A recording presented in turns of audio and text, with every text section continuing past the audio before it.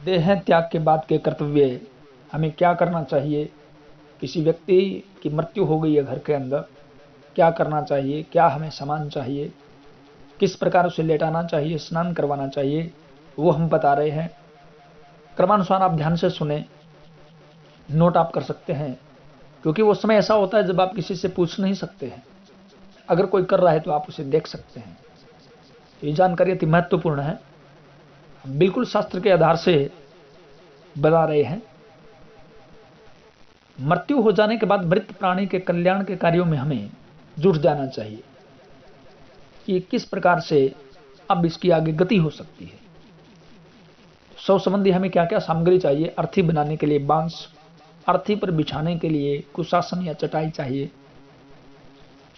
सफेद नया कपड़ा मलमल का लगभग 20 मीटर, क्योंकि अर्थी पर बिछाने के लिए, शव को ढकने के लिए 5 मीटर, शव को पहनाने के लिए 2 मीटर और आधे मीटर में उसकी लंगोटी बनाई जाती है। शेष कपड़े में दाह करता की 2 धोती, 2 गमछा और 2 लंगोटी बनाई जाती है।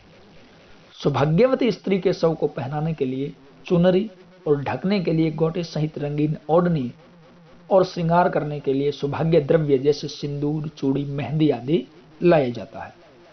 शव को बांधने के लिए मूंज की रस्सी, साथ में मोली और कच्चा सूत। सौभाग्यवती स्त्री को के शव को बांधने के लिए मोली का प्रयोग करना चाहिए तथा पुरुषों के लिए सूत की विधि है। कुछ लोग दोनों में एक ही चीज का प्रयोग करते हैं, ऐसा नहीं है। सौभाग्यवती स्त्री के शव को बांधने के लिए मोली का प्रयोग करना चाहिए और पुरुषों के लिए सूत का प्रयोग करना चाहिए। शव को ओढ़ाने के लिए राम नाम की चद्र होनी चाहिए अथवा सफेद चद्र हो। अर्थी को सजाने के लिए पुष्पमाला, अबीर गुलाल का, इत्र का, रुई, धूप बत्ती, दिया सलाई, मिट्टी का घड़ा होना चाहिए जल लाने के लिए। एक थाली हो पिंड रखने के लिए, एक लोटा हो और 2 जोड़ा यज्ञोपवीत होता है। लोकाचार आदि के अनुसार शव की परिक्रमा के लिए नारियल तथा गरीगोला, यानी पुरुषों के लिए नारियल और स्त्रियों के लिए गरीगोला होता है, यानी जो टूटा हुआ खोपरा आदि जिसे बोलते हैं गरीगोला, गरीगोला होता है स्त्रियों के लिए। शव के ऊपर से उछालने के लिए सिक्के, रुई, धान का लावा, श्वेत पुष्प, ये अपने लोकाचार के अनुसार आप रख सकते हैं। ये भूमि को पवित्र करने वाले होते हैं। अब इसके साथ पिंडदान की सामग्री क्या लेंगे हम। जौ का आटा आधा किलो जौ का आटा हो, तिल हो 100 ग्राम, मधु यानी शहद हो, गाय का घी हो, कुशा, सफेद पुष्प हो और प्लास का पतल हो, या कोई बर्तन हो। प्लास के पतल के भाव में हम कुछ बर्तन भी ले सकते हैं। दाह संस्कार की सामग्री शुद्ध देसी घी अपनी सामर्थ्य के अनुसार लिए, कर्पूर लेते हैं जलाने के लिए, राल लेते हैं, चंदन की लकड़ी या चंदन का चूरा अपने सामर्थ्य के अनुसार, पीपल, तुलसी, बेल इत्यादि की लकड़ी भी हमें लेनी चाहिए। चिता के लिए लकड़ी लगभग 2.5 क्विंटल लकड़ी हमें चाहिए, या 100 के अनुसार आप कम या अधिक कर सकते हैं। चिता भूमि पर जीव की शांति के लिए गो दुग्ध से लगभग पाव भर या 1 लीटर का दूध हो और उसका छींटा हमें देना चाहिए वहां पर, चिता भूमि से जीव की शांति के लिए। यह साधन संपन्न होने पर अधिकारी त्रिकुश, तिल और जल लेकर स्वयं बाल बनवाने और स्नान के लिए संकल्प करना चाहिए। दक्षिणाभिमुख होकर के छोर कर्म करवाए, यानी कि अपने बाल आदि कटवाए, फिर स्नान करके नए वस्त्र और उपवस्त्र धारण करे। इस तरह पवित्र होकर मृत प्राणी के पास आए।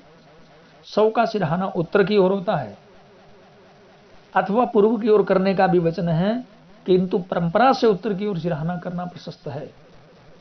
स्नान कराने के लिए घड़े में जल भरकर और तीर्थों का पहले आह्वान करें, फिर उस जल से उसे स्नान कराएं। तो कुछ लोग उत्तर की तरफ करते हैं, कुछ लोग सिर जो है वो दक्षिण की तरफ करते हैं। इसमें भी 2 मत है। शास्त्र कहता है, एक वचन यह भी है, दक्षिण शीर्षम कृत्वा सचेलम तु शवम दथा। इसमें शव को दक्षिण की ओर सिर करके लिटाने को लिखा गया है। यह नियम सामवेदियों के लिए है। अन्य लोगों को तो उत्तर की ओर ही सिर रखना चाहिए और उतान ही लिटाना चाहिए उसको। फिर उसको स्नान करे, नए वस्त्र अंगों को पहुंचकर गो घृत लेप करे, गाय के घी का लेपन करे, नया वस्त्र पहना दे, द्विज हो ब्राह्मण हो तो यज्ञोपवीत पहना दे, चंदन लगा दे, फूल और तुलसी की माला पहना दें। कर्पूर, अगर, कस्तूरी आदि सुगंधित द्रव्यों से सारे शरीर पर लेपन करें। मुख, दोनों आंखों, दोनों नासिका छिद्रों में और दोनों कानों में सोना डालें और सोने के भाव में आप घी की बूंद डाल सकते हैं। कपड़े से पैर की अंगुलियों से लेकर सिर तक सारे शरीर को ढक दें। तलवा है वो खुला रखें। इस तरह शव को अलंकृत करके सजा करके अर्थी पर कुश या कुशासन बिछा करके उत्तर की ओर सिर करके लेटा दें। मूंज की नई रस्सी के साथ मोली या कच्चे सूत की रस्सी अच्छी तरह बांध दें। उसके ऊपर राम नाम की चादर या सफेद चादर उड़ा दें। पुष्पमालाओं से उसे सजा दें।